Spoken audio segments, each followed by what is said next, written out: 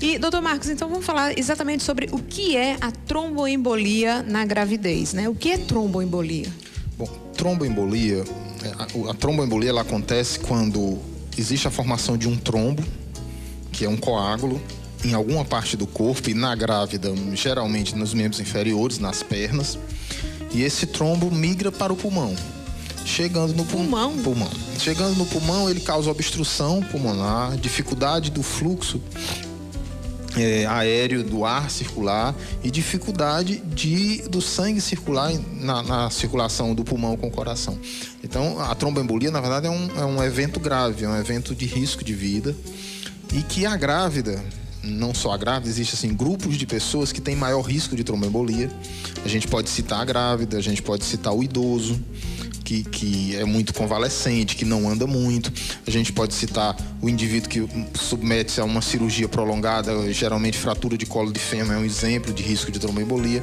As grandes cirurgias, as cirurgias que exigem grandes imobilizações, longo tempo parado, sem se mexer, essas cirurgias fazem com que você tenha o sangue circulando de forma muito lenta.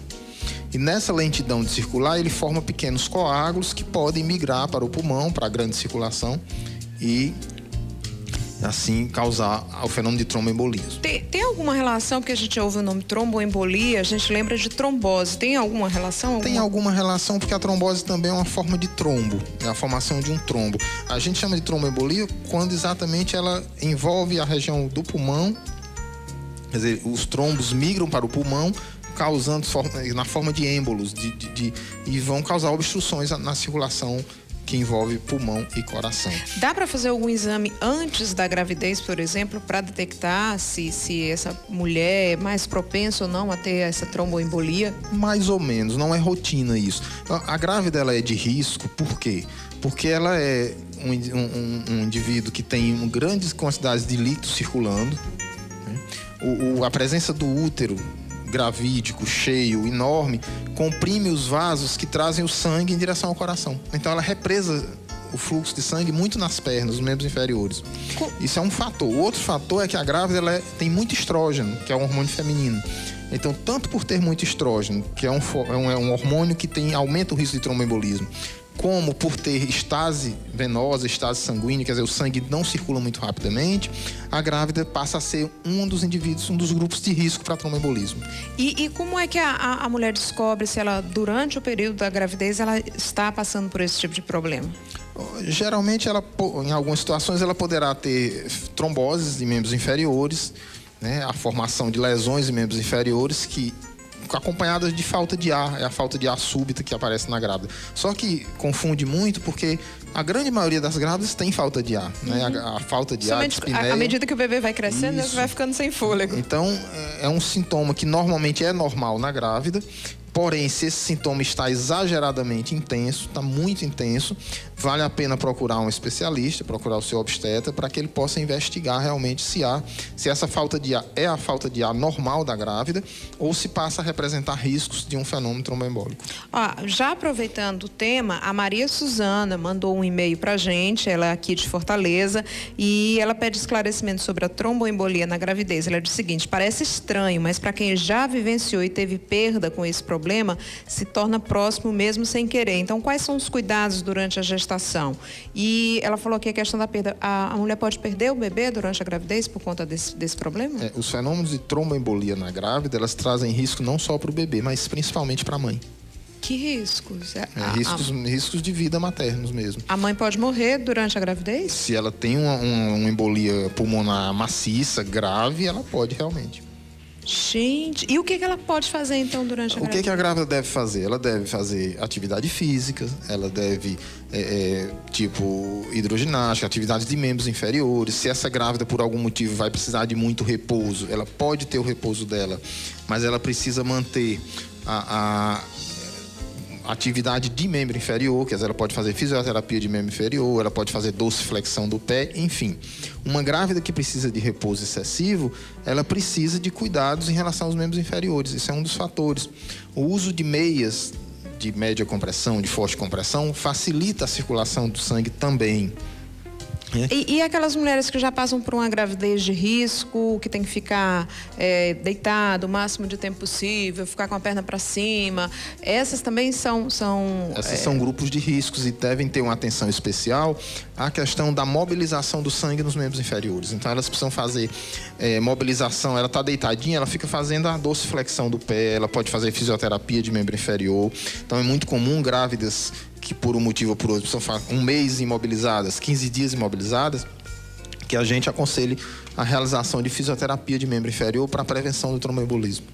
Mas toda vez que essa mulher engravidar, por exemplo, ela vai ter algum tipo de problema ou ela tem que ficar alerta? Se uma paciente teve um episódio de trombose venosa ou de tromboembolismo, ela é uma paciente de risco e toda a gestação dela ela precisa de um acompanhamento especial, às vezes com uso de anticoagulantes, tipo heparina, tipo o Clexane, quer dizer, tem várias formas de o famoso AS pode ser tomado? O AS pode ser tomado, isso é muito comum o uso do AS e da heparina em pacientes que têm uma doença chamada síndrome antifosfolípide. São as trombofilias, é um grupo de doenças que causa abortamento de repetição e que também aumenta o risco de tromboembolia. É muito comum às vezes eu falar, eu conheci uma pessoa muito jovem que usou anticoncepcional e em decorrência disso teve uma trombose, teve um AVC.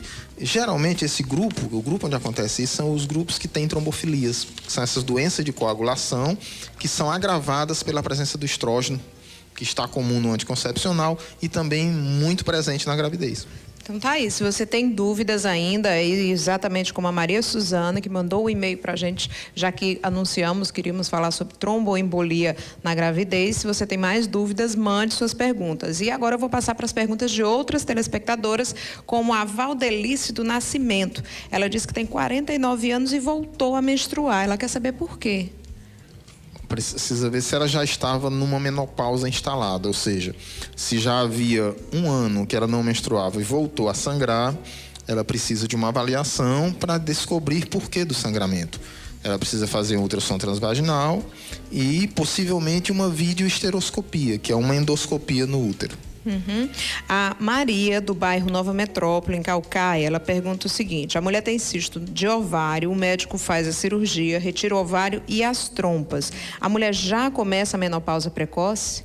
Só se tiver retirado os 2 ovários. Se ela tiver ficado com um ovário, provavelmente esse ovário que ela mantém, ele vai ser suficiente para manter o nível de hormônio dela. Ela pode ficar menstruando mês sim, mês não, se ela ficar ainda com um ovário, porque não é de um ovário a cada mês, né? Mas na verdade, na hora que ela retira um dos ovários, o outro assume integralmente. Então ela continua menstruando mensalmente, ciclando direitinho.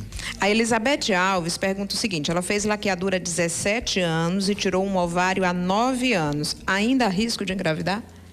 Ela fez laqueadura há 17 e tirou um ovário há 9 anos. Bom, se ela tiver o outro ovário, ela tem a opção, se ela desejar uma gravidez, de fazer uma fertilização in vitro, né? Ela estimula o ovário, faz a captação dos óvulos, prepara os embriões e poderá ter a gravidez dela, né? O fato dela ter ligado as trompas e de ter retirado um dos ovários não seria um impedimento definitivo. Ela tem opções. Então, se ela não quiser engravidar, ela tem que tomar anticoncepcional. Não, mas ela já tem trompa ligada. Então tá certo. Ela não precisaria se proteger. Tá bom. A Gisele diz que sofreu 2 abortos espontâneos. Na segunda gestação, começou a fazer um tratamento de fertilização, mas não conseguiu engravidar. Ela quer saber se é possível, numa terceira gestação, que ela venha perder o bebê novamente.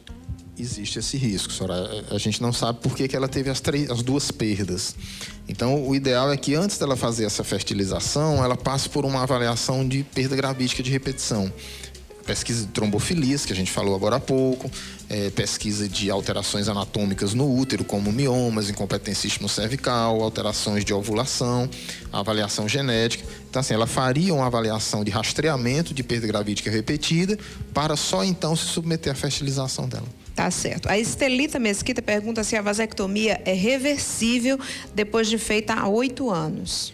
É possível que você consiga reverter numa cirurgia, mas ela deve ser entendida como irreversível. Quer dizer, existe a cirurgia, na hora que você opera, você pode, depois da cirurgia, conseguir uma reversão total, com boa quantidade de sêmen, ou não conseguir nenhuma reversão. O caminho melhor e mais curto seria a realização de uma fertilização assistida.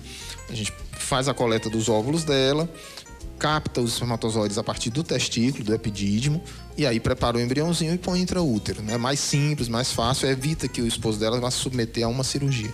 Só uma última pergunta. A Socorro Souza disse que quando engravidou pela primeira vez, o médico aconselhou a tomar uma vacina após ter a criança. Quando ela recebeu a alta da maternidade, disseram que ela não precisava tomar a vacina. Ela também não disse qual é a vacina que ela tomou. E ela disse que o filho tem 9 anos e ela não consegue mais engravidar. Ela quer saber se foi por causa dessa vacina. Provavelmente não. Porque, se eu entendi bem, ela não disse o que vacina era, mas, por exemplo, se ela era RH negativo, ela precisaria tomar a vacina após o parto. Porque o bebê nasceu positivo. Provavelmente. Como foi dispensada a vacina, é porque o bebê provavelmente também era negativo. Então, em tese, o bebê sendo negativo e a mãe negativa, a mãe não precisaria da vacina. Mesmo que o bebê fosse positivo e ela não tivesse tomado a vacina que era necessário que tomasse, as repercussões seriam de outra ordem, seriam outras alterações que ela teria, não a dificuldade de engravidar. Então tá aí. O esquecimento ou a não tomada da vacina anti-RH, ela não implica em infertilidade posterior.